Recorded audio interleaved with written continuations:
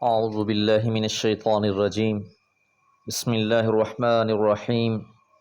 وانطلق الملأ منهم أن امشوا واصبروا على آلهتكم إن هذا لشيء يراد ما سمعنا بهذا في الملة الآخرة إن هذا إلا اختلاق أأنزل عليه الذكر من بيننا بل هم في شك من ذكري بل لما يذوقوا عذاب أم عندهم خزائن رحمة ربك العزيز الوهاب أم لهم ملك السماوات والأرض وما بينهما فليرتقوا في الأسباب.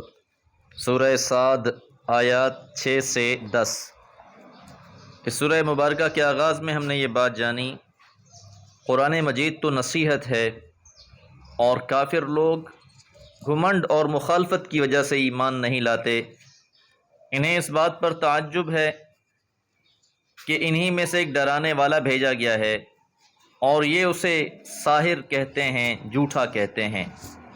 اور انہیں اس بات پر بھی تعجب ہے کہ کیا سارے الہوں کو چھوڑ کر ایک الہ کی عبادت کی جائے.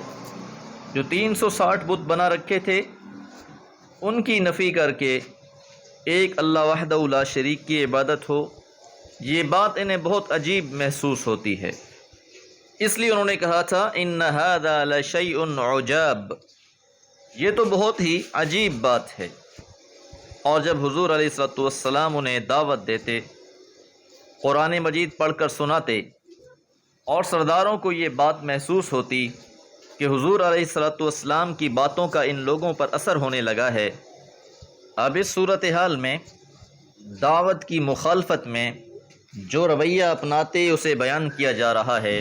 وانطلق، اور چل پڑتے، الملأ، سردار، منہم، ان میں سے، یعنی مشرکین کے جو سردار تھے، حضور علیہ الصلوۃ والسلام کی باتوں کو سنتے اور اثناء گفتگو ہی کھڑے ہو جاتے اور اپنے پیروکاروں سے کہتے انمشو، چلو، وَاصْبِرُوا عَلَىٰ آلِهَتِكُمْ، اپنے معبودوں پر. اب آپ اس منظر کا اندازہ لگائیے، اس تصویر کو ذہن میں حاضر کیجئے کہ حضرت صلی اللہ علیہ وسلم دعوت توحید پیش کر رہے ہیں، اور قریش کے سردار لوگوں کو آپ سے دور کرنے کے لیے مجلس سے اٹھ کھڑے ہوتے ہیں اور کہتے ہیں کہ اٹھو یہاں سے، اور جن معبودوں کی تم عبادت کر رہے ہو انہی کی عبادت پر جمے رہو. ان ھذا، بلا شبہ یہ، لشیء یراد، یہ کام کرنے کا ہے کہ ہر شخص سے مطلوب یہ ہے کہ ہم حضور علیہ الصلوۃ والسلام کی تمام کوششوں کے باوجود اپنے ان معبودوں کی عبادت آخری دم تک کرتے رہیں گے. اب ایک طرف تو قرآن مجید حضرت ابراہیم علیہ الصلوۃ والسلام، بیت اللہ کی تعمیر، دین ابراہیمی کا مکمل تعارف پیش کر رہا تھا، دوسری طرف مشرکین مکہ بھی اس بات کے دعوے دار تھے کہ ہم تو ملت ابراہیم پر عمل پیرا ہیں. لہذا وہ کہتے ما سمعنا، ہم نے نہیں سنا، بہذا، اس کے متعلق، یعنی اللہ تعالیٰ کی وحدانیت کے بارے میں، صرف ایک اللہ وحدہ لا شریک کی عبادت اور بندگی کے بارے میں، فی الملۃ الآخرہ، اس آخری دور میں کہ پیغمبر علیہ الصلوۃ والسلام کی آمد سے پہلے ہم نے کوئی ایسی بات نہیں سنی. جس توحید کی دعوت یہ دے رہے ہیں ہمارے آباء و اجداد میں اس کا کوئی تذکرہ نہیں ملتا. ان ھذا، نہیں ہے یہ، الا اختلاق، مگر ایک من گھڑت بات، کہ جس بات کی طرف حضور علیہ الصلوۃ والسلام دعوت دے رہے ہیں اس کا تذکرہ ہمارے آباء و اجداد میں نہیں ملتا. یہ تو من گھڑت باتیں ہیں جن کی طرف ہمیں بلایا جا رہا ہے. اب سورہ مبارکہ کے آغاز میں ہی یہ بات بیان کر دی گئی تھی کہ ان کے ایمان نہ لانے کی اصل وجہ گھمنڈ تھا، ان کی مخالفت تھی. تو ان کا آگے ایک اور اعتراض بیان کیا جا رہا ہے جو ان کی ذہنیت کی عکاسی کرتا ہے. وہ اعتراض یہ ہے اَأُنزِلَ عَلَيْهِ الذِّكْرُ، کیا نازل کیا گیا ہے اس پر ذکر، من بیننا، ہمارے درمیان میں سے، یعنی ہمارے درمیان میں سے کیا محمد الرسول اللہ صلی اللہ علیہ وسلم پر ہی اس قرآن کو نازل کیا جانا تھا؟ اور اسی اعتراض کو ایک اور جگہ پر اس طرح بیان کیا گیا کہ اگر اللہ تعالیٰ نے کسی کو نبی بنانا ہی تھا تو طائف یا مکہ کے سرداروں میں سے کسی کو نبی بنایا ہوتا۔ تو یہاں پر بھی یہی اعتراض بیان کیا جا رہا ہے، کیا ہمارے درمیان میں سے اسی شخص پر یہ قرآن مجید نازل کیا جانا تھا؟ بل ہم فی شک، یہ ان کی اصلیت کا آئینہ دکھایا جا رہا ہے، بلکہ وہ شک میں ہیں، من ذکری، میری اس یاد دہانی کے بارے میں کہ جو قرآن مجید نازل کیا جا رہا ہے اس کے بارے میں یہ مبتلا شک ہیں۔ بلکہ لما یذوقوا، نہیں چکھا انہوں نے، عذابی، میرا عذاب۔ یہ اصل وجہ یہ ہے کہ اب تک انہوں نے میرا عذاب نہیں چکھا، جس کی وجہ سے یہ انکار کر رہے ہیں۔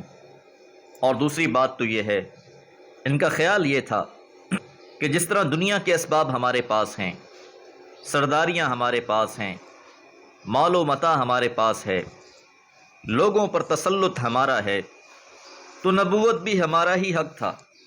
تو انہیں یہ جواب دیا گیا، ام عندہم، یا ان کے پاس ہیں، خزائن رحمت ربک، آپ کے رب کی رحمت کے خزانے، العزیز، جو غالب بھی ہے، الوہاب، اور خوب عطا کرنے والا بھی ہے۔ تو یہ نبوت کا معاملہ تو اللہ کی رحمت ہے، اللہ کا اپنا چناؤ ہے، اللہ کا اپنا اختیار ہے۔ اللہ نے جس کو چاہا اس عظیم منصب کے لیے منتخب کر لیا، تو کیا یہ رحمت بھی ان کے اختیار میں ہے؟ کیا اللہ کی عطا بھی ان کے قبضے میں ہے کہ ان کی چاہت کے مطابق ہی وہ عطا کی جائے گی؟ تو یقیناً معاملہ ہرگز ایسا نہیں ہے، یہ تو اللہ کی رحمت ہے، اللہ کی عطا ہے۔ اللہ جسے چاہتا ہے اس منصب کے لیے منتخب کر لیتا ہے۔ اس لیے یہاں یہ انداز دیکھیے، ام عندہم خزائن رحمت ربک، کیا آپ کی رب کی رحمت کے خزانے ان کے پاس ہیں؟ تو یقیناً نہیں، تمام رحمتیں اللہ ہی کی جانب سے ہیں، وہ غالب بھی ہے، العزیز، الوہاب، اور خوب عطا کرنے والا بھی ہے۔ تو اللہ نے جس کو جو عطا کر دیا ہے، کسی دوسرے شخص کو یہ اختیار نہیں ہے کہ وہ اللہ کی عطا پر اعتراض کرے۔ یہ ان کی اس بات کا جواب دیا گیا ہے، اَأُنزِلَ عَلَيْهِ الذِّكْرُ مِن بَيْنِنَا، کیا ہمارے اندر میں سے اسی شخص پر یہ یاد دہانی نازل کی گئی ہے؟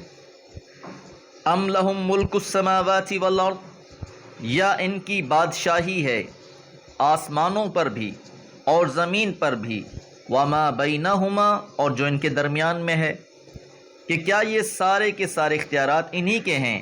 آسمانوں پر اختیارات بھی انہی کے چل رہے ہیں، زمین پر اختیارات بھی انہی کے چل رہے ہیں، آسمان اور زمین کے درمیان جو کچھ ہے اس میں بھی انہی کے اختیارات چل رہے ہیں۔ انسان کی اصل نامرادیت کی طرف اشارہ کیا گیا ہے کہ جب انسان کو کچھ عطا ہو جاتا ہے، اختیارات اور اسباب کچھ میسر ہو جاتے ہیں، وہ اپنے آپ کو ہر چیز کا مالک سمجھنا شروع کر دیتا ہے۔ انا ربکم الاعلی، کہ میں ہی تمہارا سب سے بڑا خدا ہوں، اس بات کا مدعی بن بیٹھتا ہے۔ تو مشرکین مکہ کا رویہ بھی کچھ ایسا ہی تھا کہ رسول اللہ صلی اللہ علیہ وسلم کو جو نبوت عطا ہوئی ہے اس پر یہ راضی نہیں ہیں کہ یہ نبوت محمد الرسول اللہ کو عطا ہوتی۔ اگر ایسا ہے کہ آسمانوں اور زمین پر اختیارات انہی کافروں کے ہیں یا اس کے درمیان میں بھی انہی کی ملکیت ہے، فَلْيَرْتَقُوا فِي الْأَسْبَابِ، تو وہ آسمانوں کے اوپر چڑھ جائیں اور وہاں پہنچ کر جو چاہیں فیصلہ کر لیں۔